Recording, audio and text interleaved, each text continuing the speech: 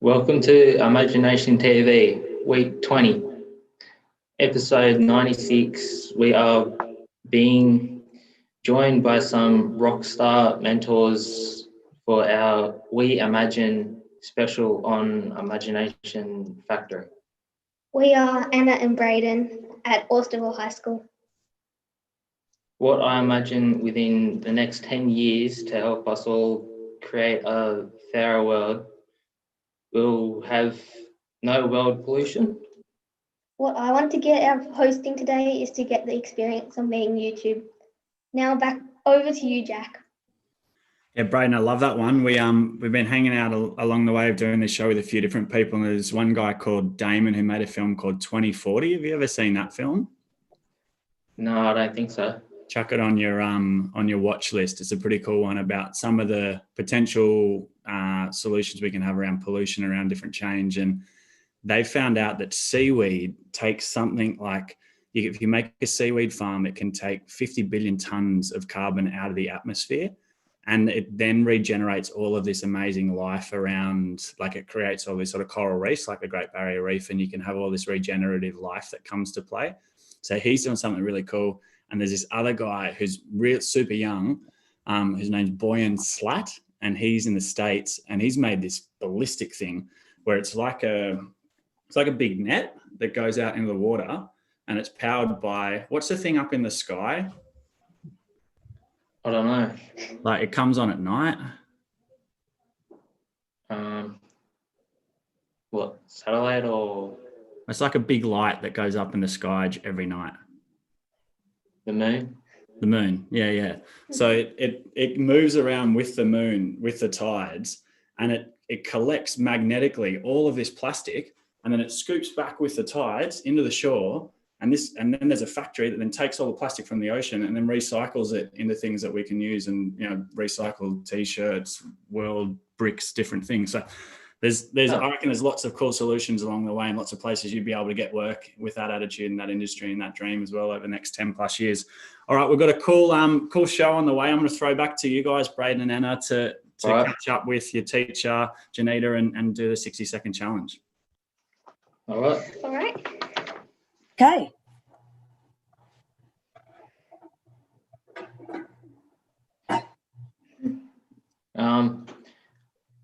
What is your idea of happiness? Well, at the moment, a COVID-free world, and for people to be able to live individually meaningful lives, healthy, meaningful lives. Yeah. What would you like to see humans do more often?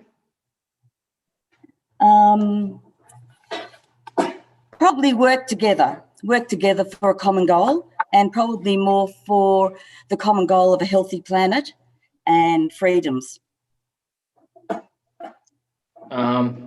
Which leading person do you most admire? Which living person do I most admire? Probably my mother, who's given me lots of guidance. Oh, yeah. What is your current state of mind? Well, at the moment, it's confused because with the COVID world, I think it's a little disturbing, but mostly my state of mind is quite happy and peaceful. That's the 60-second challenge. It's done. We did it. Yeah. Well done, everybody.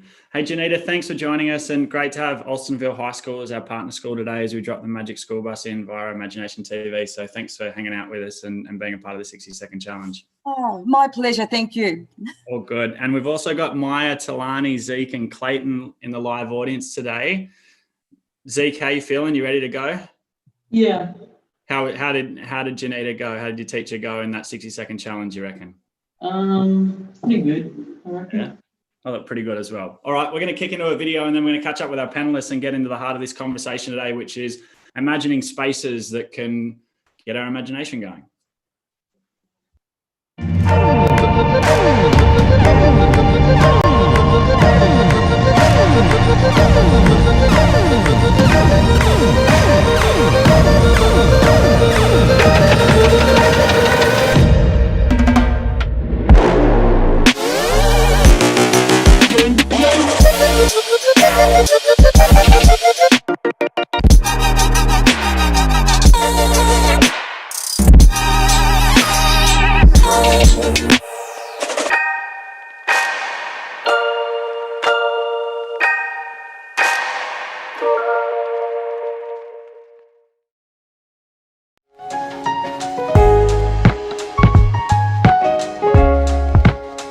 Yuradumarang, I'm April. Hi, I'm Mark. We're from Neo Learning, future-focused education straight out of Roban. Let's fast forward 10 years. Art will be prioritised. Because it makes us strong, School's going to be fun and relevant. no matter where you live. And wake up happy. Seeking solid skills, Peer mentorship. because being young's a gift. See you in 2030. Can't wait. I can't wait for 2030 either. We're pumped. We've got heaps of stuff that we're imagining in this this universe. So in the last 2 weeks, we've been celebrating 10 years of creating a hoodie, and the campaign we're running this year for Hoodie Day is called We Imagine, as we look at the world we imagine in the next 10 years. And some of the things in the world that we're looking towards bringing to life is we're imagining launching a university called Imagine University at the start of next year, and a university for 5-year-olds through to 95-year-olds who want to use imagination to go out and to create change. And anyone that thought they were too dumb to go to university, I think we want to break down some of those shackles to remove barriers to higher order thinking and complexity. And then, Braden, we want to put you in a group with a CEO, and then with a kid from Nigeria, and then with someone from London, and then a cluster of 10 in an unlikely network of people that you'd never be able to connect with. So that'd be the example of the experience that we'd give to someone like you if you came and joined Imagination University next year. And I'd also say to you, all right, Braden, AIM's done a bunch of work over the last 16 years. You go use your imagination and create a fairer world. So that's one of our ideas that we're working on. How's that sound? Sounds pretty nice. Cool. Well, you're our first student enrolled straight away. Great. That's a good deal. And so that's one of the things we've been looking at. And we don't just try and dream of things here, but we try and walk the talk in AIM world as well. So we're looking to open that university and open applications on October 1, and working with a number of partners all around the world to bring that to life, to use imagination to turbocharge change. We imagine zero waste houses, which we've got written on the back of this hoodie. We imagine a university or like a schooling system where teachers are teaching with imagination and grabbing the minds of all of our young people. And today we're talking about spaces. We're talking about the worlds that we imagine that can transform our minds. And one of the things we want to try and build is potentially creating an imagination factory, a physical space that people can visit from all around the world. So it's like a little bit Willy Wonka, but then a lot us that we want to bring to life. So we've got a quick video, and then we're going to meet our thinkers panel to talk about the spaces that have changed our lives. If you don't want to work, don't bother dreaming. Shame is just nothing. All of us are dealt different cards, and those cards can be awful, but it's what you do. You are responsible for your reaction.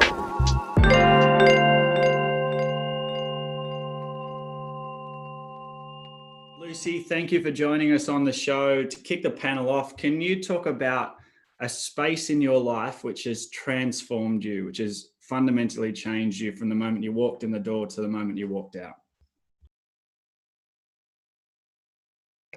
To a large extent, the most transformational places for me are actually outdoor spaces. So walking around the Botanic Gardens, walking around the Opera House, walking around Sydney, especially on a beautiful wintry day like this, it's green spaces and open spaces which actually, I guess, provoke my imagination or stimulate my imagination the most. But there are also wonderful internal spaces, and some of the great ones are actually libraries. And there's a very clever man from the US, and I left the book in the country, but he recently wrote a wonderful book called Palaces for the People.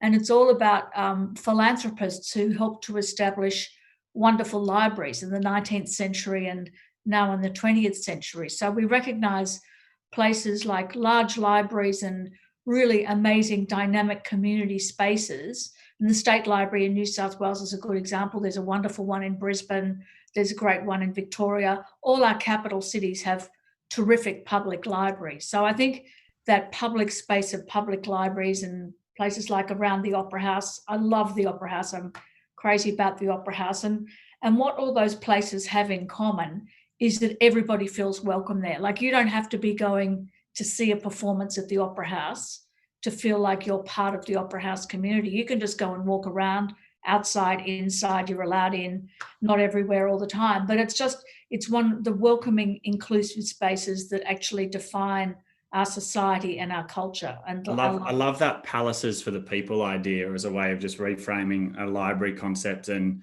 one of the things we're sketching in this factory dream of what we're trying to bring to life is an imagination library, a place where humanity is contributing all of these bodies of work that we can then have as a gift physically and digitally for the future as well. And the second part I love made me think of what Stan Grant said on the show yesterday, when he said, really, when you think about it, all of life we've imagined all of life, and everything we've created a frame out of it, and we've created a story around it, whether it's economics or borders or countries. And I think that, the outdoor spaces are the greatest design in imagination and architecture, and we're doing our best to try and borrow some of those things to create physical spaces. Simon, what's the one building you've walked into that you just went, oh my gosh, and it had a really big experience on affecting you and creating some level of change and impact?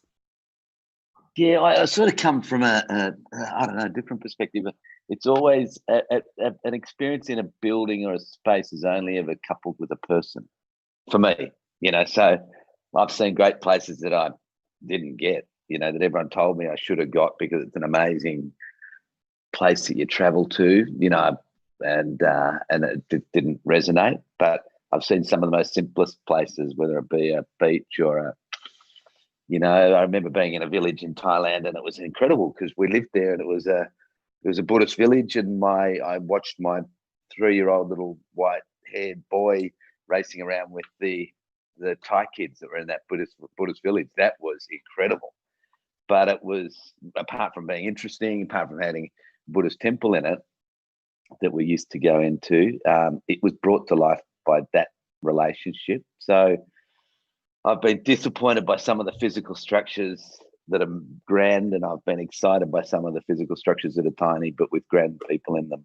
Yeah, there's an energetic force, isn't there? You made me think of it. There's a coach that once passed on a great tip for me. So for our live student audience, you got a bit of homework now. So grab your pencils, and we'll have everyone who's watching online grab your pencils if you've got a pencil handy, and grab a notebook. And Braden and Anna, if you're ready, take on this challenge.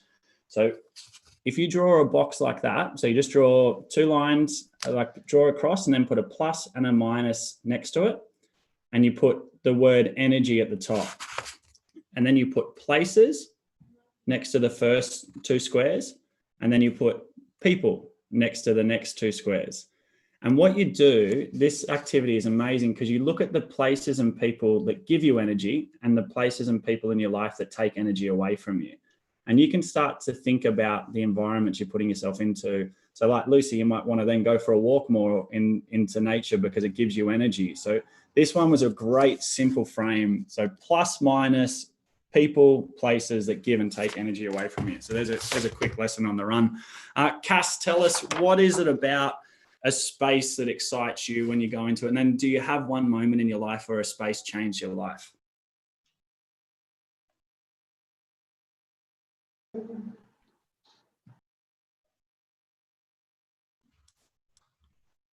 think you might be on mute. Sorry, Cass. Sorry. Oh, good. Happens all the time. Yeah, in reverse order, Jack. There's a beautiful place in Japan on a little island called Teshima. It has a museum called the Teshima Museum, Teshima. And if you Google it, you won't even get any pictures of it because it's so special and so sort of part of this entire sort of art fair that happens every 3 years in Japan. That the whole idea of it is that you have to go there to experience it. And it is one place where I walked in, it's not like a normal museum, doesn't have a whole lot of, different things to look at or anything. It's just an extraordinarily interesting space. And when I walked in and everybody I saw walk in, their breath was literally taken away. And it's a place that you spend, somewhere between half an hour, 2 hours in, generally just sitting down on the ground, and the whole place is deathly silent. It's quite amazing. It's part of, as I said, this art fair, this sort of art festival that happens every 3 years, and it happens over 12 islands and 3 ports in the inland sea in Japan. And so you just get on ferries and island hop to these little islands, and there's, it's like the biggest sculpture by the sea you've ever seen. Yeah, and a whole lot of immersive stuff and houses that have been built to mimic, rainstorms and things like that. And you just walk around and see art and then hop into somebody's, living room and have a bowl of noodles. Oh, amazing. Hey, Annie, you work with a bunch of people who are looking to create spaces out of nothing. When you're going through that experience and working through with designers and creating something from nothing, where do you start? Where does someone start when they're making a building? Unmuting myself. It's such a good question, Jack. There are a couple of things that we do when we're thinking about what kinds of spaces we want to create. The first thing we do is we think about who we want to work with. So who are the people with the great ideas?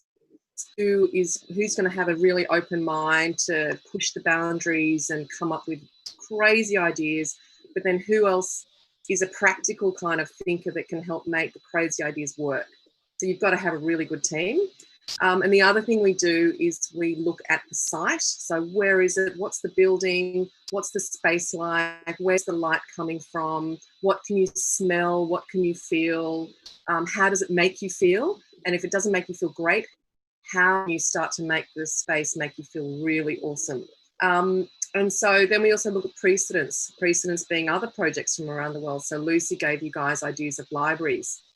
We might look at artworks that make you feel excited.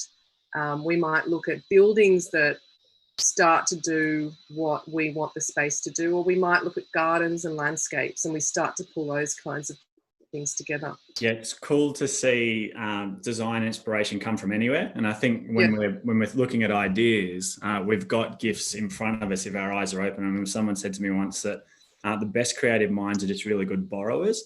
So Braden, if you want to be a good storyteller or a good creative storyteller, or Anna, you want to be a good creative storyteller, which I think all of us are telling stories all the time about ourselves, about our lives. When you go for a job interview, you're telling a story about yourself that you're hoping someone's going to believe. And if you make up some of it, you have to, bring it to life. But someone said to me once that if you borrow, so if you're looking at a bus, look at the ad on that bus and then wonder why someone has used that font or created that letter, because someone somewhere created that whole font, that whole design, and someone chose that color to work together. So you can find curiosity in everything. The blue color behind you guys, I don't know what color blue it is, but it's a certain version of blue.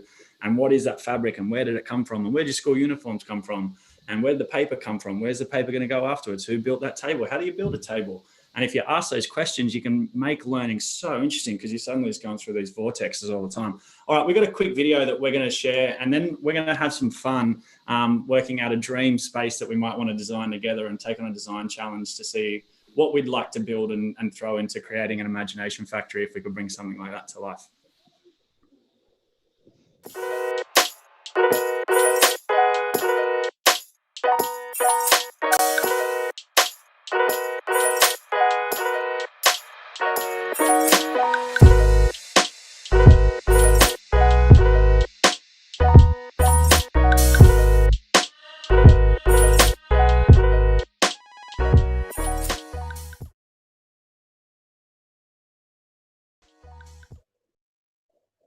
So Braden and Anna, I've been to 3 or 4 spaces which completely changed my brain. One space is called Sleep No More, which was this old dilapidated hotel that got taken over in New York. And you walk in and they just put you out of a lift on one of the levels. And then they do this story called Macbeth, which this guy Shakespeare wrote.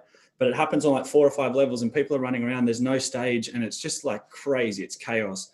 The other experience was is from afar, where I saw this group called Meow Wolf create this space, which was just out of control, immersive experience of color and light, which a few of our team got to go to. So they're 2 worlds that we're inspired by, and the other one's Willy Wonka that you might have heard of before. So for the next 10 minutes, we're going to be designers because we're going to see if we might be able to create a space out of maybe an old used hotel or a factory space that's sitting around, and whether we can create an imagination factory. So for all of us, put your design hat on. What would you want to see in an imagination factory? Let's start with you, Braden and Anna. Maybe like a museum that has like really inspiring paintings in it, something like that. Tell me more about that just for a little bit. So let's say it's like a gallery maybe. What would it look like? Where would you hang the paintings? The paintings would be around the wall. On the wall, this wall? Yeah, or like around it, the whole thing. Yep. And then there'll be like a really cool roof that's got stars on it. Yeah, I like the roof part. What do you think, Braden? I don't know, just make it like a park maybe, so people can gather around and have parties and whatnot. Yeah, cool. We have a slip we slide in. That could be fun. Simon, yeah. Imagination Factory. What would you love to see in an imagination factory if you got to design something from nothing? I'd like to see food. I want to see food. I want to see color, and I don't want to see a barrier stopping me to come in. I don't want formality at the front door. I want to look inside because I'll be tentative the first time I go there. So I want someone to welcome me. I want to smile. I want something. There's a guy called a guy called S. Charles Lee. I'm not sure if you ever come across him, but he's an architect in the west coast of the States. And he broadly coined the phrase that the show starts on the sidewalk. And he talked about this experience when we're walking up to a building that starting to feel like you're getting that hug from the outside. Yep.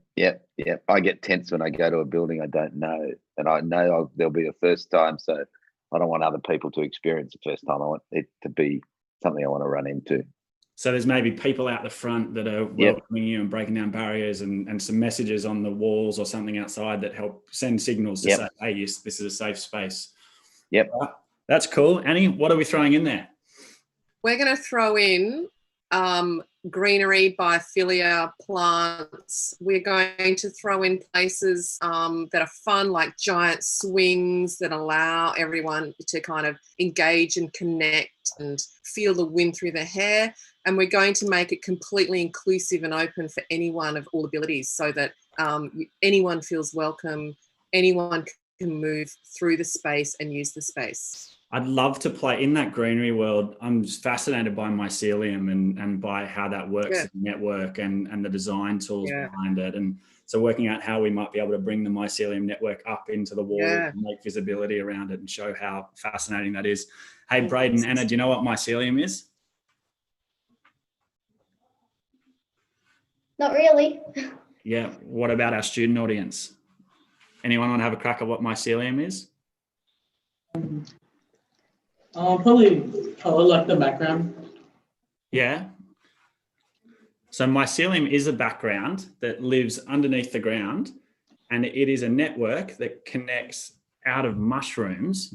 And if I get any of this stuff wrong, you guys can then go do the research and correct me. So I'm talking with what I've digested so far. So the network is gnarly. It's all of these like threads that run all through the ground. And one of the things that it does is it connects trees and then helps trees share energy so trees can talk to each other. So there's these like mycelium networks going between trees, and then one tree will be like, hey, get out of the road, you're stealing my sunlight, through these mycelium networks, and the trees move to then help each other get sun and stay alive. They share water and all this stuff, and it's this amazing thread that's in a mushroom's DNA. And you can build bricks out of it. So people are starting to research building bricks out of it, which would mean our houses were alive and they could move with the climate and they could move in different ways. There's fabric that people are looking to try and build out of it because it's a much more sustainable fabric. It's just really cool. Watch Fantastic Fungi is on your movie list as well to check out. It's a really interesting one talking about the power of mycelium and mushrooms over different periods of civilization since life came on Earth. Lucy, what would you throw in your imagination factory with your designer hat on? Just got you on mute, sorry.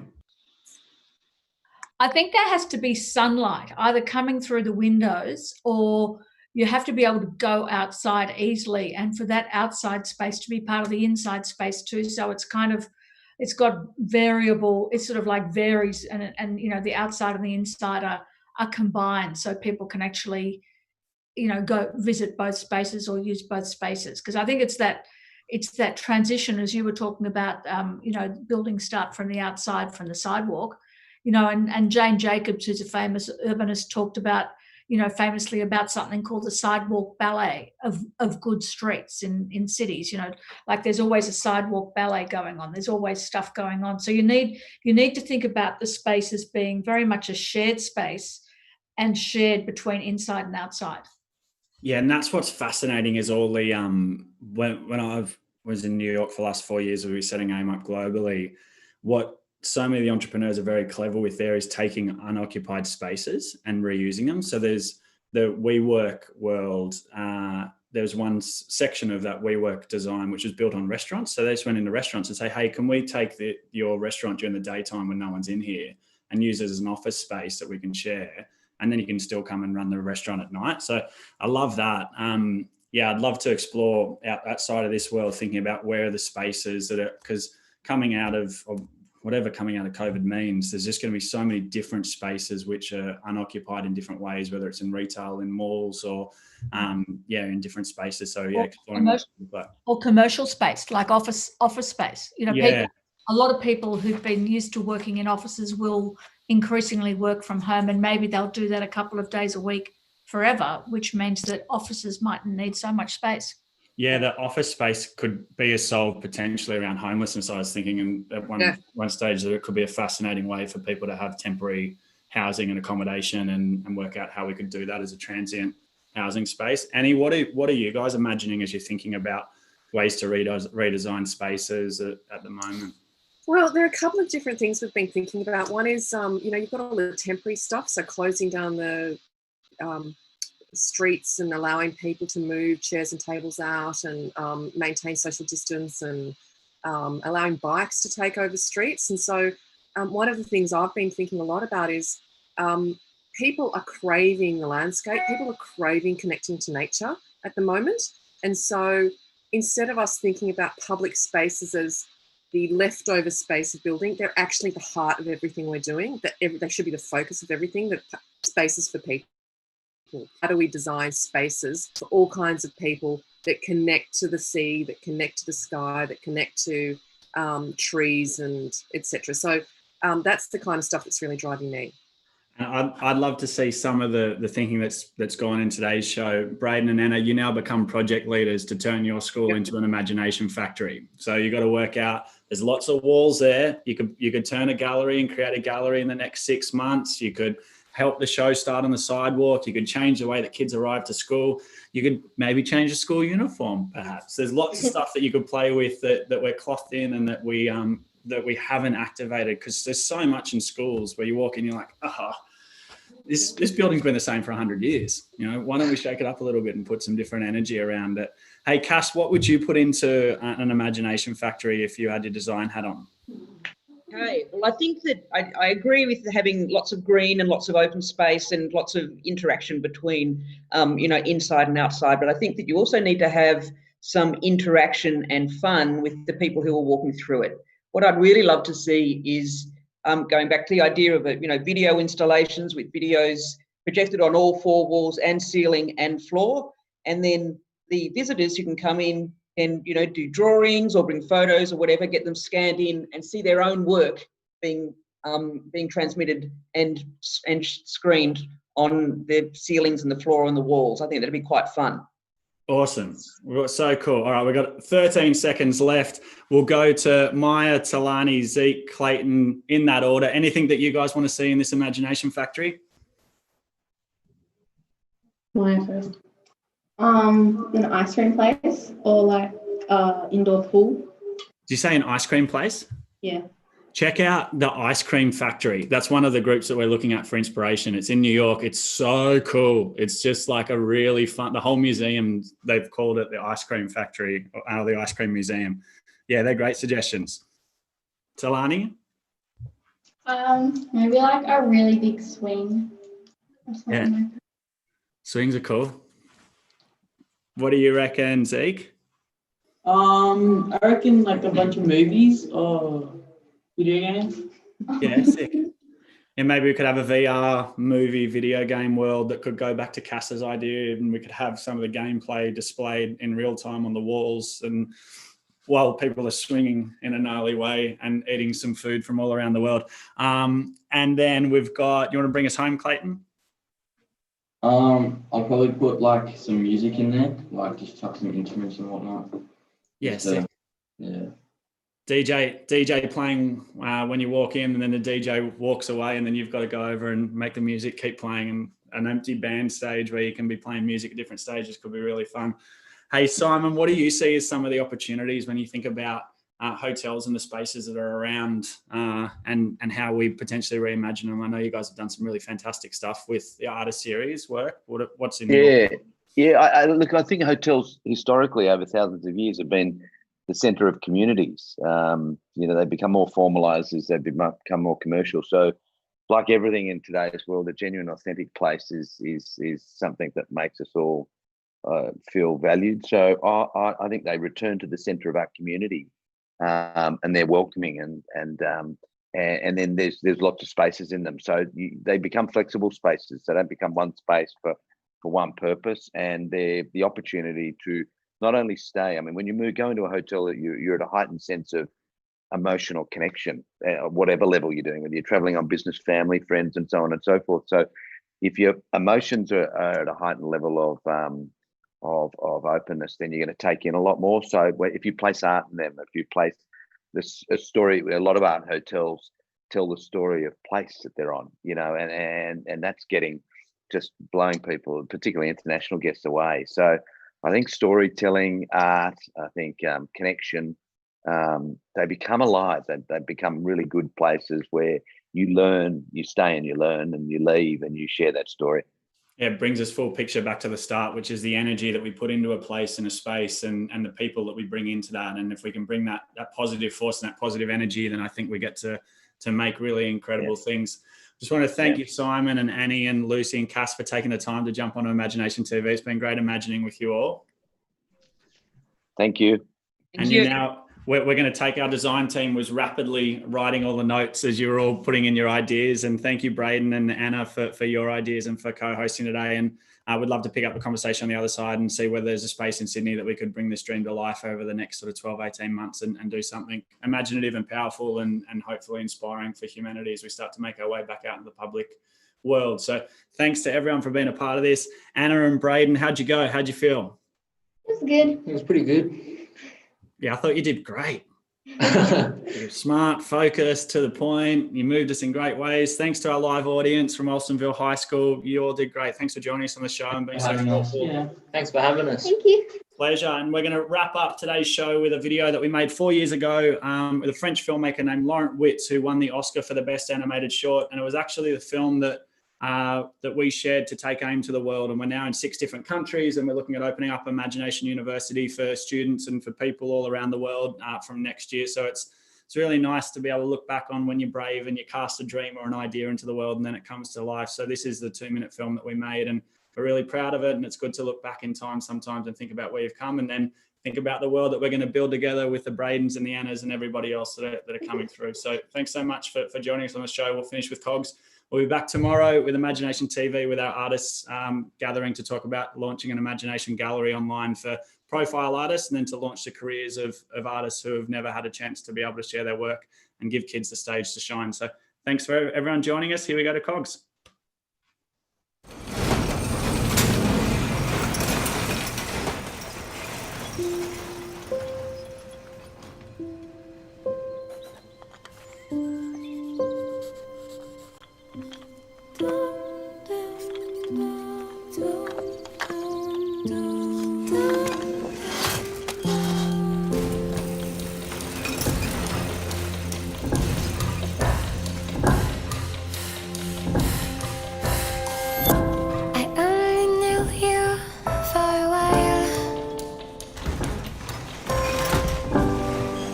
ticking clock to cure away.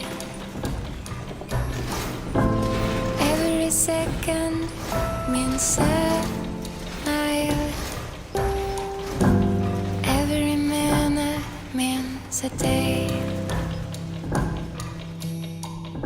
I hope you're walking in the sun. Hope you're going to be someone